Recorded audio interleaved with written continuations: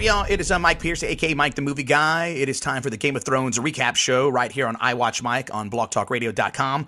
This is something that I decided last night while watching the series premiere of Game of Thrones. I was thinking to myself, Mike, you need to do a little recap. You need to do a little sum on your channel, and I decided to do it. So every week I'm going to talk Game of Thrones. I haven't decided if I'm going to do it right after the episode on Sunday nights on HBO, or if I'm going to do it Monday. Probably Monday is when this sucker's going to get uploaded, just for the fact that I want to get everything, because if you could see me now, I have notes, I have multiple computers open because I'm going to try my best. Now, keep in mind, I haven't read the books before, never read the books. I keep being told to read the books, but they're big. They're big, and it's a lot of words. So hopefully I won't butcher some of these people's names. I might have nicknames for myself. So if you haven't started watching Game of Thrones, you must. It's just so awesome, and I thank my sister for that, because she's the one that turned me on to Game of Thrones after, like, I don't know, after season 1 I didn't watch, and finally got into season 2 and watched, just like in a weekend I binged on them. So I'm trying to get as much people onto this show because it's just so awesome, because I heard last night the HBO Go app actually crashed because everybody was watching wanted to watch the season premiere of Game of Thrones, and that hasn't been done since True Detective. And speaking of True Detective, if you haven't started watching True Detective, you really need to get on that, all right? So let's just jump into the show. Season 4, the premiere, I have everything here. The episode was called Two Swords, and I got to say, holy crap balls! It was so good. But before I even get into my favorite parts and my questions and my rants and my thoughts, I figured I would find this little recap for you guys out there. Game of Thrones YouTube channel actually has a season 3 recap, and if you haven't watched it, well, here's a little sum of it. I want you to tell me the truth about Joffrey. He's a monster. With the Tyrells beside us, no one will think of rebelling for another century. Sir Dontor of House Holland! Sir Meryn, help Sir Dontor celebrate my name day. It would be bad luck to kill a man on your name day. You'll be my new fool. Thank you, Your Grace. Do you know what it takes to unite your clans? I told them we were all going to die if we don't get south. Let us go. My father will pay you whatever you want. Enough to buy me a new head?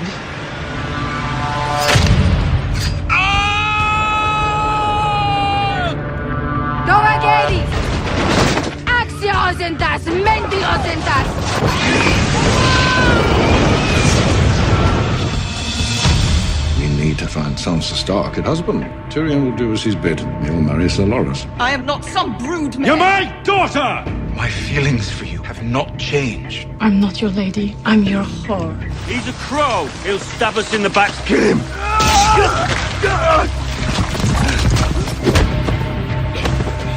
That's a fine little blade. No!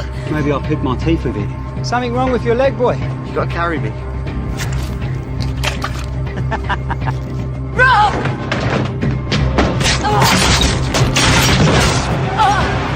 The Lannisters send their regards.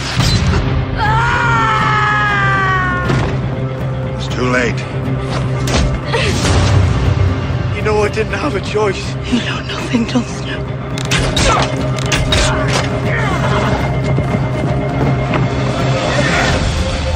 You home.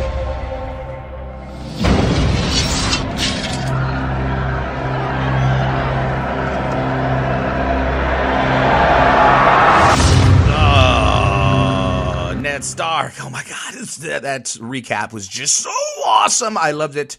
While I was watching, I was like, oh, there's the wedding. Oh, Robb Stark. And oh, there's that part. It was just so much happened in season 3. Rumor has it, I'm hearing on the internet, that season 4 is going to be explosive. And let's jump into season 4 now. I'm going to get right to the part that I loved. It was so awesome. And I was waiting as I was watching this episode. I was like, where's my Arya Stark? My little one, where's my little Stark? I am a big fan of her. That she is my favorite since day 1 of this series. I just love, and don't get me wrong, I love all the other characters as well, but she's my favorite because she's just got spunk, and she wants revenge. And my favorite part of this episode, and I had to save it for the best for last, is when the Hound and Arya Stark go into the tavern, and that's when they start seeing these group of dudes who are the king's men are pretty much like doing whatever the hell they want and like, oh, we're the king's men and we're wearing the colors and we can rape and pillage and do whatever we want. And the Hound pretty much says, fuck the king, and all hell breaks loose. I just loved it. I loved it. You're a talker. Listening to talkers makes me thirsty.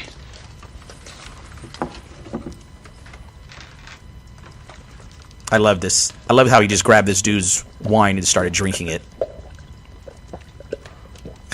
Right in front of everybody. And hungry. Think I'll take 2 chickens.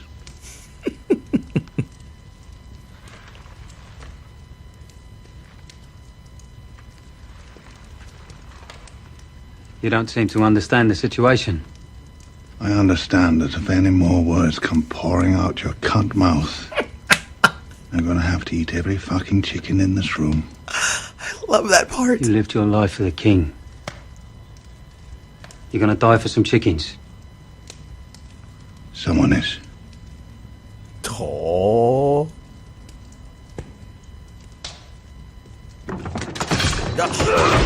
And the big old fight happens, and I love that big fight. The Hound was just killing, just and slicing, and whoa. My wife and I were watching this last night, and when the Hound grabs that guy's face and literally puts the dagger up and just grabs his head and just slams it, not once, not twice, but 3 times. Even watching that again this afternoon, I felt the pain that this thing was making in this guy's face. That was just so brutally awesome.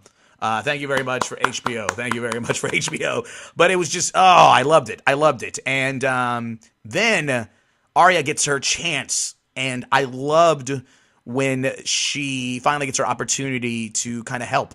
And kind of like she really wants to stick it literally to these people for all the stuff that's been happening to her family. And this is just awesome right here.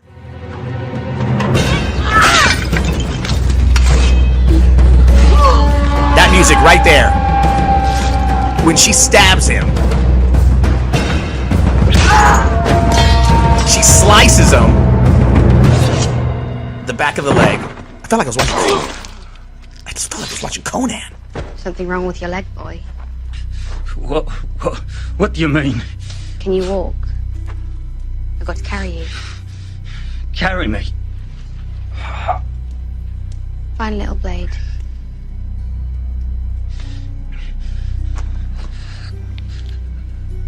Maybe I'll pick my teeth with it. Yes.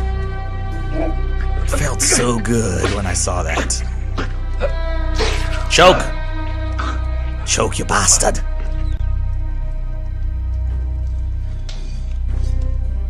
She cleans off her little needle. Here comes on the music. And I just love it how the Hound gets his chicken. And Arya gets her pony. So awesome. That was the best part. For me. Loved it. And that's just the beginning of her revenge. I'm telling you. I know that I've been posting on Twitter and Facebook. I'm like, my Starks will get revenge. And people are like, you haven't read the books. But it doesn't matter. If we can take out just one by one along the way, I'm happy. So that ending was just awesome. That whole end part there was just great. That was my favorite part of the whole episode right there. So who else to talk about? King Joffrey. That little prick. I really want him to die. And I really want him to die now. But I know that I've got my fingers crossed. And I know some of y'all listening to this probably are like, we know what happens. If anything does happen, I don't know. And I'm not reading ahead of because I just want to be surprised. But he really needs to die. I really don't like this guy. I thought he was a total douchebag in season 3. And then the way that he treats his uncle, Jaime Lannister, with the whole book thing and what have you accomplished kind of thing, that was kind of messed up.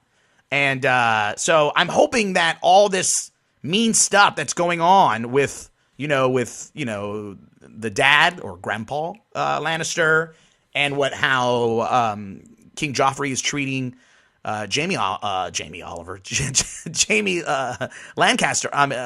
I'm hoping that is he going to turn into a good guy? Because he was a total dick in the first couple of seasons. So now is he turning a little bit? My friend Jenny Fly was just here earlier this afternoon, and we were talking about Game of Thrones, and she asked me, she's like, "Do you think Jamie's going to become good?" And I hope so. I don't know, but I hope that he can see what's going on and help. And I don't know. I'm wondering if he's going to even help Sansa. Sansa, is that how you say her name? Stark. I don't know. I guess we'll see what happens. Another person that I like, I hope I say her name right, Olenna Tyrell, the grandmother. I love that she's got a mouth on her. She doesn't care. She doesn't have a filter. She says what she wants to say. I hope she lives. I hope nothing happens to her, but you just never know in this freaking series. But I'm glad we got a little piece of her, and I really like her. Another person that I want to talk about, Jon Snow. Oh, okay, I know. Oh, Jon Snow. Everybody loves Jon Snow. I think when they showed him last night, I actually tweeted out going, I hear all the ladies screaming now, Jon Snow. And I don't know how many retweets I got. The women love this guy. Even my friend Jenny Fly loves this guy. Jon Snow does no wrong with anybody, does he? Bastard son. He's a night watchman guy. And I was worried about him because it's, the whole Brotherhood councilman or whatever, when they were putting him up on a little trial and everything, and giving him a hard time. I can't believe that they're allowing their feelings towards him cloud what he has to say. And I was like, shut up, everybody, let Jon Snow talk. But I'm glad that little old guy, the blind guy, stuck up for him. And I loved his thing about, him sleeping with a woman. He was like, if everybody, we, killed every ranger that slept with somebody, we would have all the guards would be headless. So that was a funny part. I like that part right there. But it was good. I'm glad that Jon Snow, and I think Jon Snow actually becomes a commander. Is that what it is? I kind of he's a head honcho now, which I know the other guys are not going to like it. But Jon Snow has information, and he can prepare everybody for this waddling attack that's going to be happening soon on the wall. And let's talk about the wildlings. Those people there. It's obvious that Jon Snow's girlfriend. Is it just girlfriend? Was it a piece of ass? What side chick? Was it a semi-boyfriend, girlfriend? I think she still has feelings for him. And it's obvious that her, that chick, what is it? I guess the fellow wildling knows that she could have killed Jon Snow with one arrow. And she put 3 in him, and he lived. So I think he knows that she has the feelings for Mr. Jon Snow. And I know all the women out there are like, hello? It's Jon Snow, of course. Everybody loves him. So it's going to be interesting to see what's going to happen with these wildlings. And it's obvious that they're forming some kind of big, giant army. I'm just wondering if the night watchmen are going to be able to get there in time, or it's just going to be a big old mess. What did y'all think about the cannibal guys? Those guys. Now, I did my little research. The Thanes, or the Thane clan. The Thanes are a clan of free folk from the very far north of the Wall. They only speak the old tongue. The Thane are the most advanced and best equipped of the wildling tribes, as well as the most disciplined.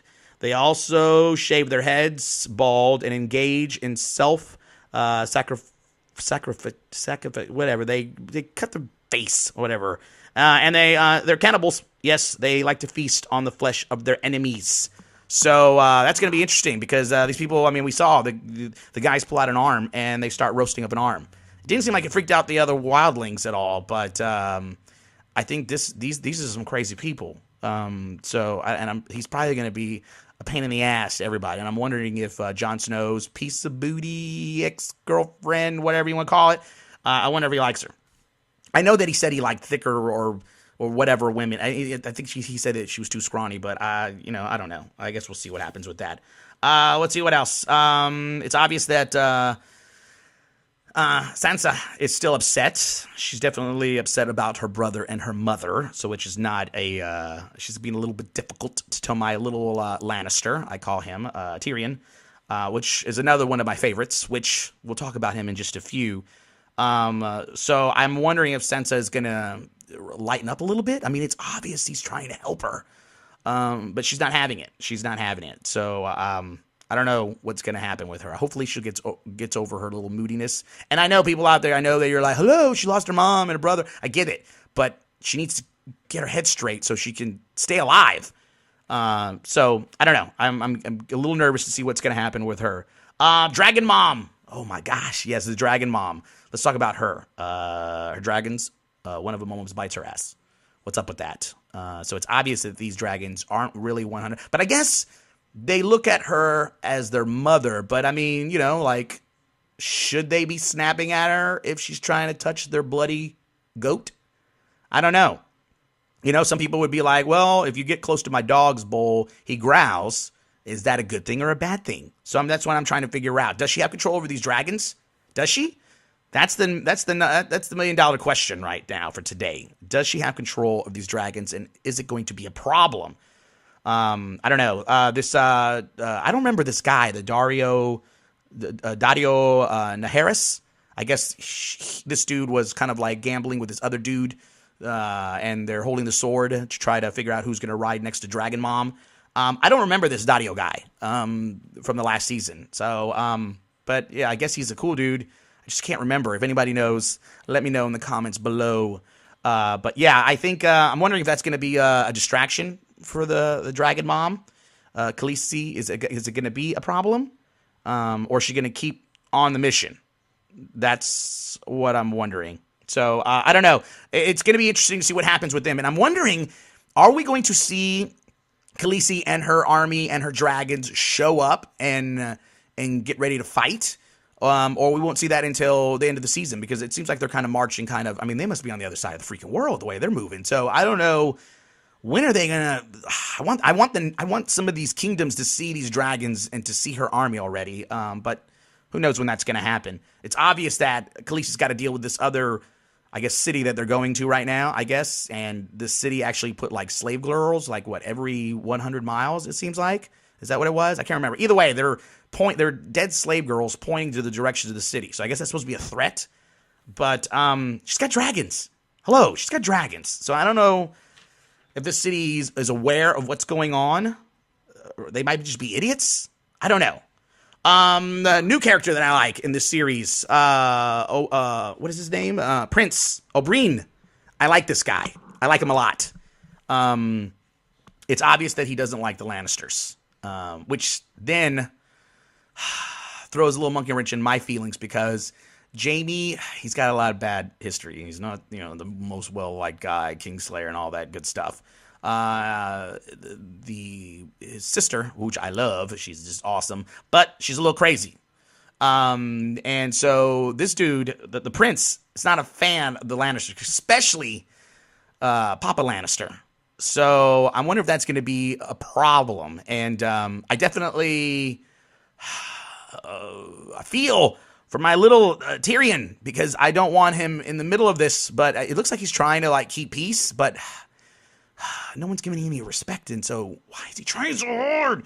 I do have a clip here that I want to share. This was the conversation, one of my favorite scenes right here, where Tyrion is talking to the prince, and the prince shares a little backstory, which I was like, what? The last time I was in the capital was many years ago. Another wedding. My sister Elia and Rhaegar Targaryen, the last dragon. My sister loved him. She bore his children, swaddled them, rocked them, fed them at her own breast. Elia wouldn't let the wet nurse touch them.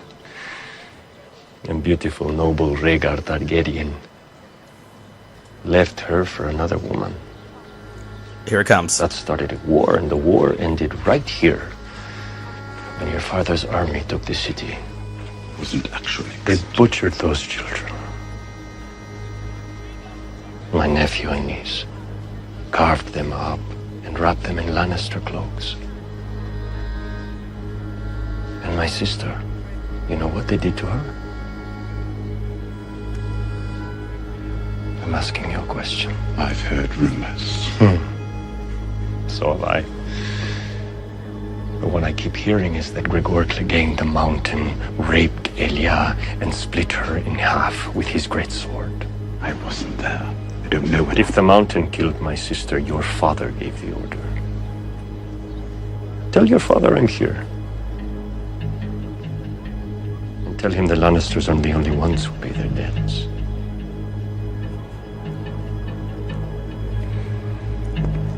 Oh, that's a threat, right? That's definitely a threat.